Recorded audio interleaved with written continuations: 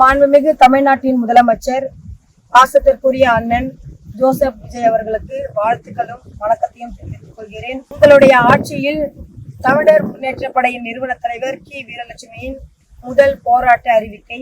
இன்னைக்கு பாலியல் குற்றங்களை தடுக்க வேணும், பாலியல் குற்றவாளிகளை ஒடுக்க வேண்டும், தமிழ்நாட்டில் பாலியல் குற்றங்களை நடக்காத தமிழ்நாட்டை உருவாக்க வேண்டும் அப்படின்னு நான் சிறு வயதிலிருந்து எண்ணற்ற போராட்டங்களை பெண்களுக்கு ஆதரவாக நான் முன்னெடுத்து பல சிறைகளை கண்டு போராடி கொண்டு வருகிறேன். இன்னைக்கு உங்களுடைய தலைமையிலான ஆட்சியில், உங்களுடைய மேற்பார்வையில், உங்களுடைய கண்காணிப்பில் இன்னைக்கு சிங்கப்பெண் சிறப்பு அதிரடிப்படை அப்படின்னு ஒரு பிரிவை காவல்துறையில நீங்க உருவாக்கி இருக்கீங்க.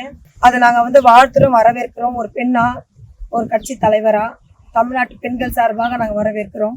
கோயம்புத்தூரை சேர்ந்த ஒரு சகோதரி அவர்களுடைய புகைப்படத்தையும், அதே போல தோழர் சுந்தரவழி சகோதரி அவர்களுடைய புகைப்படத்தையும், என்னுடைய புகைப்படத்தையும் ஒரு நபர் சில நாட்களுக்கு முன்பாக எங்களுடைய புகைப்படங்களை ஆபாசமாக, கேவலமாக, அருவருக்கத்தக்க வகையில சித்தரிச்சு அந்த சித்தரித்த புகைப்படத்தை என்னுடைய கைபேசி எனக்கு அனுப்பி வச்சிருக்கிறான். இது சம்பந்தமா நான் சென்னை பெருநகர காவல் ஆணையர் அலுவலகத்துல ஆன்லைன்ல நான் புகார் மனு அளிச்சிருக்கிறேன். புகார் அளிச்சு இந்த நிமிஷம் வரைக்கும் நடவடிக்கை எடுக்கல. அதற்கு பிறகு உங்களுடைய ஆட்சி இன்னைக்கு தமிழ்நாட்டுல அமைஞ்சிருக்குது. அந்த புகைப்படத்தை சித்தரிச்சு அனுப்புனவன் அவனுடைய சராசரி வாழ்க்கை என்ன, அவன் எந்த தொழில் செய்யறான், அவன் எந்த இடத்துல எந்த பகுதியில வாழறான்றத என்னுடைய தமிழர் முன்னேற்ற படை தோழர்கள் அவனை தட்டி அவன் எங்க இருக்கிறான் அப்படின்றத தட்டி தூக்கி இருக்கிறோம். அவனுக்கு ஒரு ஃபைலும் போட்டு வச்சிருக்கிறோம். நான் இந்த காணொலி வாயிலாக அண்ணன் விஜய் அவர்களுக்கு நான் விடுக்கும் கோரிக்கை என்னன்னா, 3 தினத்துக்குள்ள சிங்கப்பெண் சிறப்பு அதிரடிப்படை இந்த காவல்துறையினர் மூலியமாக உங்களுடைய மேற்பார்வையில